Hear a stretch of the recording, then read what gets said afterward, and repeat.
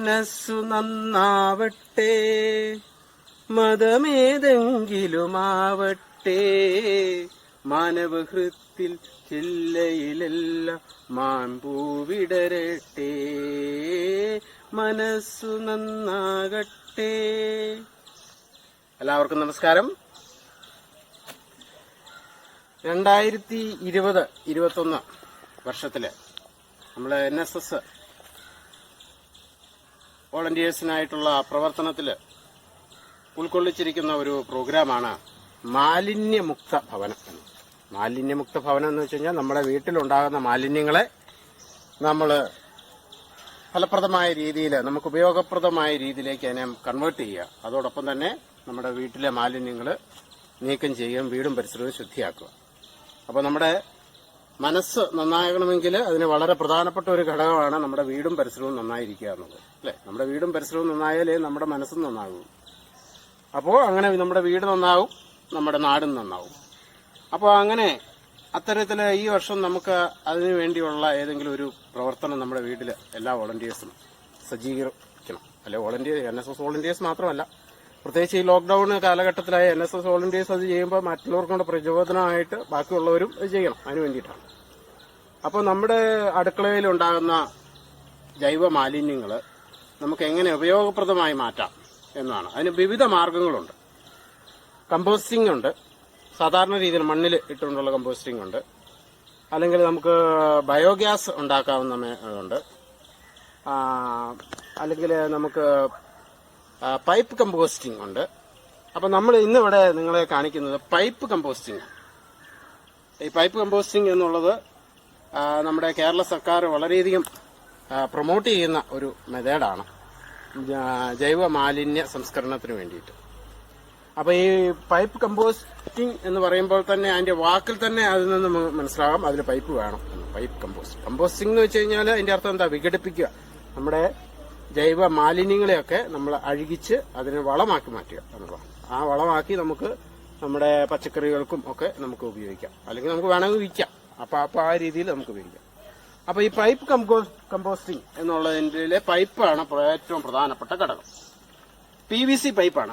ഇവിടെയാണ് ഞാനിവിടെ ഒരു PVC പൈപ്പ് ഇവിടെ ഇതിനായിട്ട് സജ്ജീകരണമാക്കിയിട്ടുണ്ട്. അപ്പോൾ ഈ പൈപ്പ് എന്ന് പറയുന്നത് ഏകദേശം 4 ഇഞ്ച് ഉള്ള പൈപ്പാണ്. അപ്പോൾ ഇതിന്റെ ഐഡിയൽ ആയിട്ടുള്ള ഒരു മെഷർമെന്റ് എന്ന് പറയുന്നത് 8 ഇഞ്ചോ അല്ലെ 6 ഇഞ്ചോ അല്ലെ 8 ഇഞ്ചോ ഒക്കെയാണ് യഥാർത്ഥത്തിൽ വേണ്ടത്. അങ്ങനെ കുറച്ചുകൂടെ വാവട്ടം ഉണ്ടാവും, കൂടുതൽ നമുക്ക് മാലിന്യങ്ങൾ നിക്ഷേപിക്കാൻ പറ്റും. അപ്പോൾ ഞാനിതിപ്പോൾ കടയിൽ ഇന്നലെ ചോദിച്ചപ്പോൾ 4 ഇഞ്ചിന്റെ ഉള്ളൂ. 6 ഇഞ്ചിന്റെ 8 ഇഞ്ചിന്റെയും കിട്ടാത്തതുകൊണ്ട് ഞാനിപ്പോൾ നിലക്ക് കിട്ടിയത് വെച്ചെങ്കിൽ മേടിച്ചുകൊണ്ട് വരികയായി. അപ്പോൾ നമുക്കിത് വെച്ച് അപ്പോൾ ഇതിൽ മാലിന്യങ്ങൾ അതിന്റെ അളവ് ഇച്ചിരി കുറവായിരിക്കും കൊള്ളുന്നത്, എങ്കിലും നമ്മുടെ പർപ്പസ് നടക്കും ഏതായാലും. അപ്പോൾ അതിന് വേണ്ട ഞാൻ ഇവിടെ എടുത്തിരിക്കുന്നത് 1.5 മീറ്റർ നീളത്തിലുള്ള ഒരു PVC പൈപ്പ്, 4 ഇഞ്ച് പൈപ്പാണ്. അപ്പോൾ ഈ 1.5 മീറ്റർ പൈപ്പിന്റെ താഴെ ഭാഗത്ത് നമ്മൾ ഡ്രില്ലർ ഉപയോഗിച്ച് 3 ഹോൾസ് ഞാനിവിടെ ഇട്ടിട്ടുണ്ട്. കാണാമല്ലോ, ഞാനത് ഡ്രില്ലർ ഉപയോഗിച്ച് ഹോൾ ഉണ്ടാക്കുന്നത് നിങ്ങൾ കണ്ടല്ലോ. അപ്പോൾ അതങ്ങനെ ഇതിന്റെ ഹോൾസ് ഉണ്ടാക്കണം. അപ്പോൾ അതിനുശേഷം നമ്മൾ ആദ്യമേ തന്നെ 2 പൈപ്പുകളാണ് വേണ്ടത് ഇതിനായിട്ട്. അപ്പോൾ നമ്മളിവിടെ 2 പൈപ്പുകൾ അടുത്ത് ഇവിടെ 2 കുഴികൾ ഞാനിവിടെ കുഴിച്ചിട്ടുണ്ട്. ഒന്ന് കാണിച്ചു കൊടുത്തേ. കുഴി ഏകദേശം 30 സെന്റിമീറ്റർ അല്ലെങ്കിൽ ഏകദേശം 1 അടിയോളം താഴ്ചയിലുള്ള 2 കുഴികൾ ആണ് നമ്മൾ എടുക്കേണ്ടത്. അപ്പോൾ അതിനുശേഷം നമ്മൾ ഈ പൈപ്പ് നമ്മൾ ഈ കുഴിയിലേക്ക് ഇറക്കി വെക്കണം. ഇതിങ്ങനെ ഇറക്കി വെച്ചു. ഇനി നമുക്കത് ഉറപ്പിക്കാൻ വേണ്ടിയിട്ട് ഞാൻ ഇച്ചിരി മണ്ണ് 2 സൈഡിൽ നിന്ന് ഇച്ചിരി മണ്ണ് ഇട്ട് തൽക്കാലത്തേക്ക് ഒന്ന് ഉറപ്പിച്ച് വെക്കാം. അതിനുശേഷം മണ്ണിടുകയാണ്. ഏകദേശം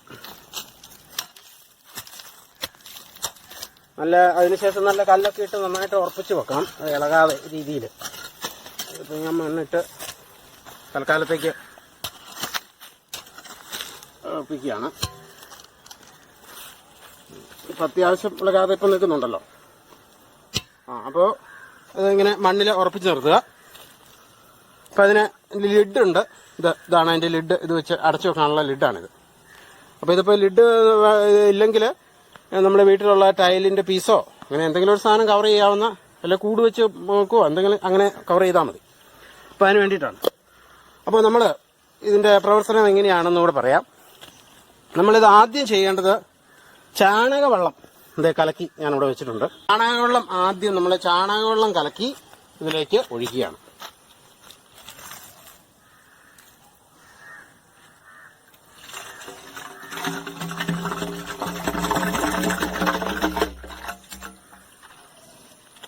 ചാണകവെള്ളം കലക്കി ഒഴിക്കുന്നതിന്റെ ഉദ്ദേശം എന്ന് പറയുന്നത് ഇതിലിടുന്ന വേസ്റ്റുകൾ പെട്ടെന്ന് ഡീകമ്പോസ് ചെയ്യാൻ വേണ്ടിയിട്ടാണ്.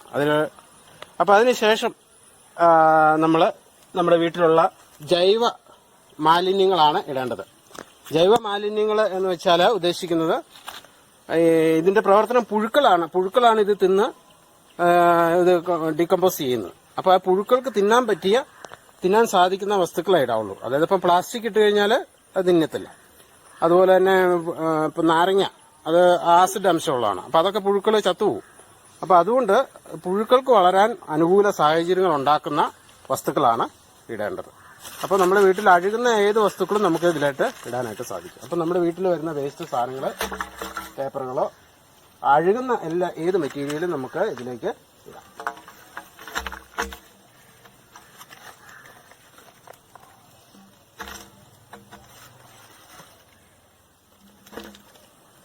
അപ്പോൾ ഇത് ഇങ്ങനെ ഇട്ടതിന് ശേഷം നമ്മൾ ഇതിന്റെ ലിഡ് ഉപയോഗിച്ച് അടച്ചു വെക്കുക. അപ്പോൾ ഇതിന്റെ പ്രവർത്തനം എന്ന് പറയുന്നത് ഇതിലിങ്ങനെ ഇട്ട് കഴിയുമ്പോൾ നമുക്കറിയാം ഈച്ചകൾ വരും. ആ ഈച്ചയ്ക്ക് നമ്മുടെ വീട്ടിലൊക്കെ വരുന്ന കറുത്ത ഈച്ച ഉണ്ട്. ആ ഈച്ചയ്ക്ക് നമ്മൾ പറയുന്നത് ബ്ലാക്ക് സോൾജിയർ ഫ്ലൈ എന്നാണ്. അപ്പോൾ ഈ ഈച്ച ഇതിൽ വന്ന് മുട്ടയിട്ട് അതിൽ ആ മുട്ട വിരിഞ്ഞ് പുഴുക്കളുണ്ടാവും. ആ പുഴുക്കൾ ഇവ തിന്ന് ഈ മാലിന്യങ്ങളെല്ലാം ഭക്ഷിച്ച് ഇതിനെ വളമാക്കി മാറ്റും. അതാണ് ഇതിന്റെ പ്രോസസ്സ്. അപ്പോൾ ഇതിൽ നമ്മളിപ്പോൾ ഇട്ടു അടച്ചു വെച്ചു. പിന്നെ നമ്മൾ നാളെ വീണ്ടും വേസ്റ്റ് വരുമ്പോൾ വീണ്ടും ഇത് തുറന്ന് ഇതിലേക്ക് ഇടുക. അപ്പോൾ നമ്മൾ ഇന്ന് ആദ്യം തൊട്ട് എന്നാണ് ഇടുന്നത് അന്നത്തെ ദിവസത്തെ ഡേറ്റ് ഒരു മാർക്കർ പെൻ ഉപയോഗിച്ച് ഇവിടെ എഴുതി വെക്കുക. അപ്പോൾ അങ്ങനെ ഇത് ഓരോ ദിവസം ഇടുക. ഇടയ്ക്കിടയ്ക്ക് അതുപോലെ ചാണകവെള്ളം ഇടയ്ക്ക് കലക്കി, ചാണകവെള്ളമോ അല്ലെങ്കിൽ കഞ്ഞിവെള്ളമോ അല്ലെങ്കിൽ മോര് പുളിപ്പിച്ചതോ ഒക്കെ ഇടയ്ക്ക് ഒഴിച്ചു കൊടുത്തു കഴിഞ്ഞാൽ ഈ പുഴുക്കൾ ഉണ്ടാകാനുള്ള അതിന്റെ ഡീകമ്പോസിന്റെ സ്പീഡ് വർദ്ധിപ്പിക്കാനായിട്ട് സാധിക്കും. അപ്പോൾ അങ്ങനെ ഇത് ഇട്ടിട്ട് ഇത് നിറയുന്നത് വരെ നമ്മൾ ഇടണം. അപ്പോൾ അങ്ങനെ ഏകദേശം ഒരു മാസം കൊണ്ട് ഇത് നിറയും. അത് നിറഞ്ഞു കഴിഞ്ഞ് കഴിഞ്ഞാൽ ഇത് പിന്നെ മൂടി വെച്ചതിന് ശേഷം പിന്നെ ഇതേ പ്രോസസ്സ് തന്നെ വീണ്ടും രണ്ടാമത്തെ പൈപ്പിൽ നമ്മൾ ഇടുന്നു. അപ്പോൾ അങ്ങനെ രണ്ടാമത്തെ പൈപ്പ് ഇതുപോലെ ഇട്ട് നിറയുമ്പോഴത്തേക്കും ഈ ഒന്നാമത്തെ പൈപ്പിലെ മിക്കവാറും എന്ത് ചെയ്തിട്ടുണ്ടാവും, അത് ഡീകമ്പോസ് ചെയ്ത് വളമായിട്ടുണ്ടാവും, ജൈവവളമായി മാറിയിട്ടുണ്ടാവും.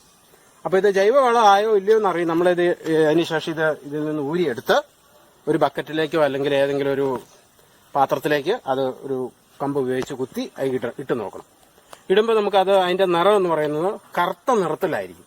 അത് പാകമായിട്ടുണ്ടെങ്കിൽ പൂർണ്ണമായിട്ടും അത് ജൈവവളമായി മാറി അത് കറുത്ത നിറത്തിലായിരിക്കും. അതിന് പ്രത്യേകിച്ച് സ്മെല്ലൊന്നും ഉണ്ടാവില്ല, മണ്ണിന്റെ സ്മെല്ലേ ഉണ്ടാവുള്ളൂ. അപ്പോൾ അങ്ങനെ കിട്ടുന്ന ആ ജൈവവളം നമുക്ക് പച്ചക്കറികൾക്കൊക്കെ ഉപയോഗിക്കാവുന്ന അത്യുത്തമമായ വളമാണ്. അപ്പോൾ നമ്മുടെ വീട്ടിലെ വേസ്റ്റ് മാലിന്യങ്ങൾ നമുക്ക് നീക്കാൻ സാധിക്കും. അതോടൊപ്പം തന്നെ അത് വളരെ യൂസ്ഫുൾ ആയിട്ടുള്ള ഒരു പ്രോഡക്റ്റ് ആയിട്ട് വളമായിട്ട് മാറ്റുവാനും നമുക്ക് സാധിക്കും. അപ്പോൾ ഇതാണ് പൈപ്പ് കമ്പോസ്റ്റിംഗ് എന്ന് പറയുന്ന മെത്തേഡ്. അപ്പോൾ ഇത് നിങ്ങളെല്ലാവരും വീട്ടിൽ നിങ്ങൾക്ക് പരീക്ഷിക്കാവുന്നതാണ്, അല്ലെങ്കിൽ ചെയ്തു നോക്കാൻ വളരെ എളുപ്പത്തിൽ ചെയ്യാവുന്ന ഒരു കാര്യമാണ്.